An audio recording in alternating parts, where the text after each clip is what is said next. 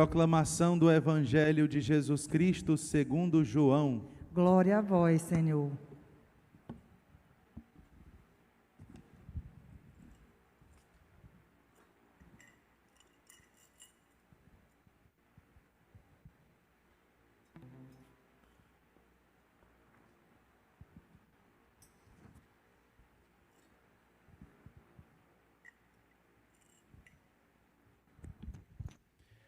Ao anoitecer daquele dia, o primeiro da semana, estando fechadas por medo dos judeus as portas do lugar onde os discípulos se encontravam, Jesus entrou e, pondo-se no meio deles, disse: "A paz esteja convosco."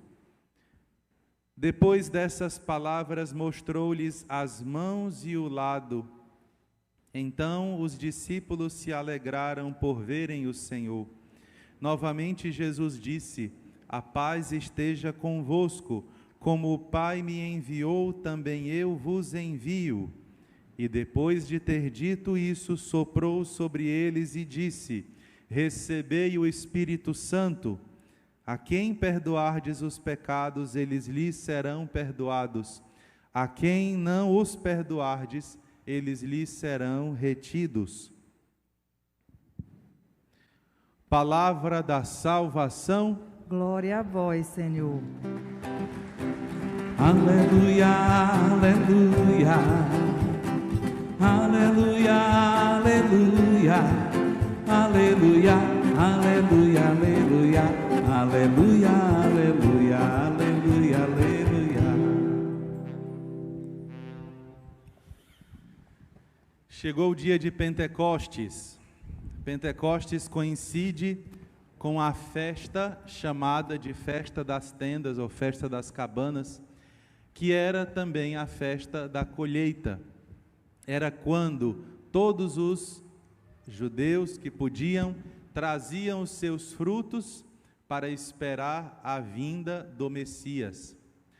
Celebrando Pentecostes, inclusive, foi neste momento que Jesus Cristo se manifestou à sua igreja, dando-lhe o Espírito Santo. E antes de falar sobre as leituras que ouvimos, é necessário nós entendermos quem é o Espírito Santo.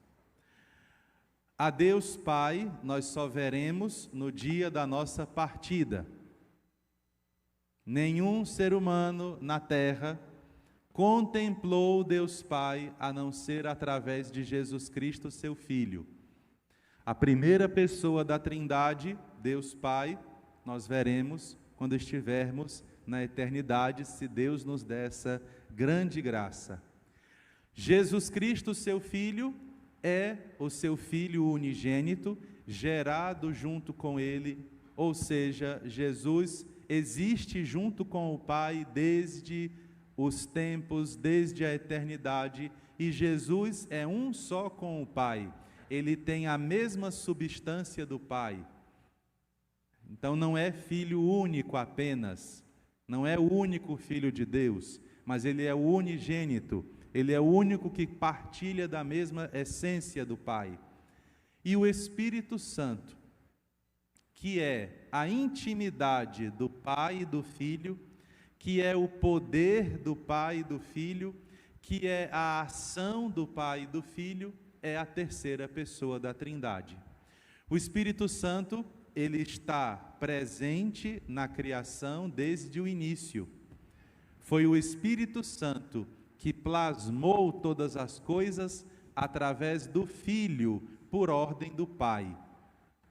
E foi também o Espírito Santo, aquele sopro. É daí que vem a expressão para o espírito de pneuma, ou ruá, no Antigo Testamento, que é o sopro de Deus. Assim que Deus cria a humanidade, ainda não havia vida, eles estavam prontos, mas não estavam vivos. Eles só se tornaram viventes com o sopro de Deus. E é interessante você imaginar o que é que está aí nessa pedagogia que o Senhor nos dá. O sopro é aquilo que você tem dentro dos seus pulmões. Então o sopro de Deus, aquilo que Deus tem dentro de si, Ele transmitiu para o ser humano. O ser humano, portanto, além de uma vida biológica, uma vida do barro, não é? Uma vida aqui, ele também tem uma vida espiritual que foi soprada por Deus. É por isso que nós não nos contentamos com este mundo. É por isso que nós não nos satisfazemos com as coisas daqui, diferente dos outros animais, diferente do resto da criação, que se contempla, que se plenifica apenas com este mundo. Nós não. Nós temos um sopro que foi dado por Deus. Nós temos a eternidade dentro de nós. Porém, meus irmãos, quando nós lemos a palavra de Deus, nós vemos várias vezes o ser humano se afastando de Deus. Inclusive, nós vimos nas leituras de ontem o ser humano querendo tomar o lugar de Deus. Este é o mesmo pecado de Adão e Eva. A serpente disse: se você comer da árvore do bem e do mal, vocês vão ser deuses. Se a serpente tivesse dito: vocês serão parecidos com Deus, a serpente não teria mentido. Mas como a serpente, que simboliza o mal, simboliza a traição, simboliza a oposição, simboliza a astúcia e a malícia, que são diferentes da sabedoria e do conhecimento. Cuidado com os gnósticos modernos, que falam que Deus proibiu o homem de conhecer. Isto é uma mentira. Deus não só quer que o homem atinja o conhecimento e a sabedoria, como Deus nos dá o seu Espírito Santo. O que Deus não quer, e Ele avisa: se comerem da outra árvore, morrerão.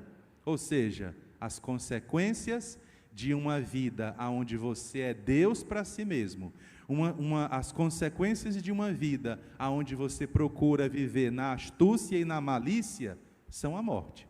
As consequências geram a morte. É assim que eu quero começar e falar sobre a primeira leitura.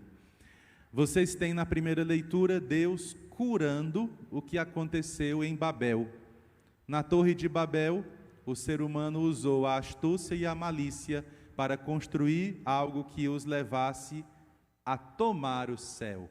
Eles não queriam chegar até Deus, eles queriam chegar até o céu. Na palavra de Deus, os pequenos detalhes são aqueles que vão nos mostrar o sentido do texto. Essa Torre de Babel, que na verdade era a figura dos zigurates do zoroastrismo, que era a religião de Babilônia, essas torres, ou essa torre, ela representa o esforço humano de querer estar longe de Deus, ou querer tomar o lugar de Deus. O Espírito Santo confundiu Babel, para que Babel não crescesse. Hoje, o que é que nós vimos na leitura? O Espírito Santo agregou Pentecostes. O Espírito Santo trouxe a comunhão para aqueles que estavam ali, e mesmo eles sendo de regiões diferentes, que falassem idiomas diferentes, eles se compreendiam, porque falavam a língua da comunhão, a língua do Espírito Santo. O Espírito Santo gerava a comunhão.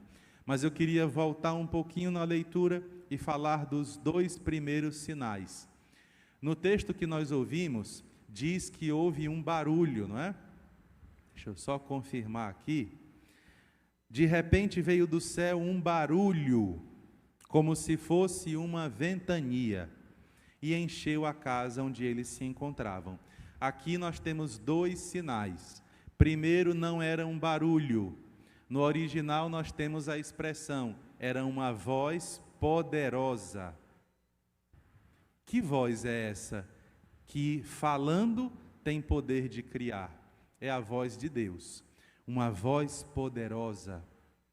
Alguns padres da igreja, alguns estudiosos do começo do catolicismo, falam que essa voz forte é a voz de Deus, que gritou lá no livro do Gênesis: onde estás?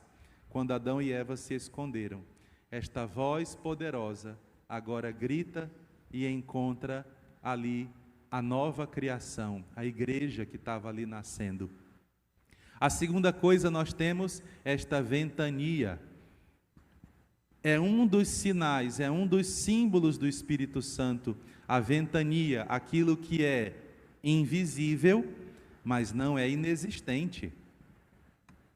As pessoas têm que, hoje nós temos que ter muito trabalho, porque nós temos que explicar o sentido, ainda temos que explicar a semântica, não é? Invisível não significa inexistente. O Espírito Santo, que é o vento impetuoso.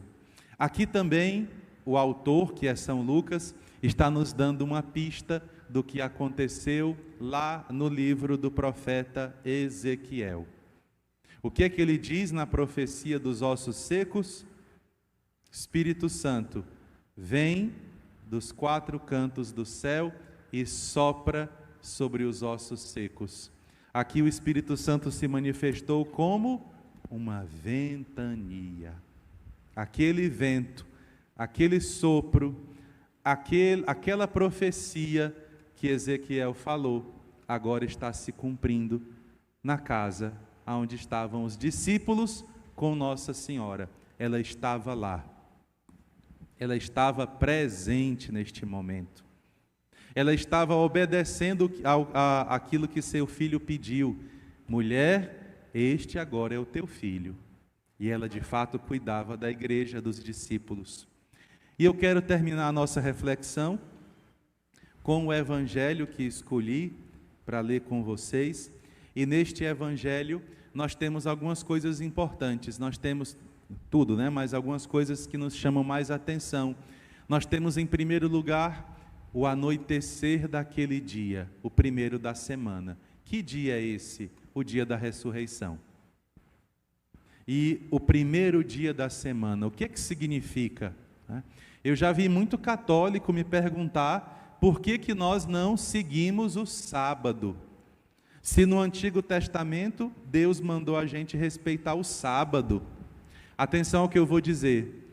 Para quem é católico, para quem é cristão, o Antigo Testamento, ele é inferior ao Novo Testamento.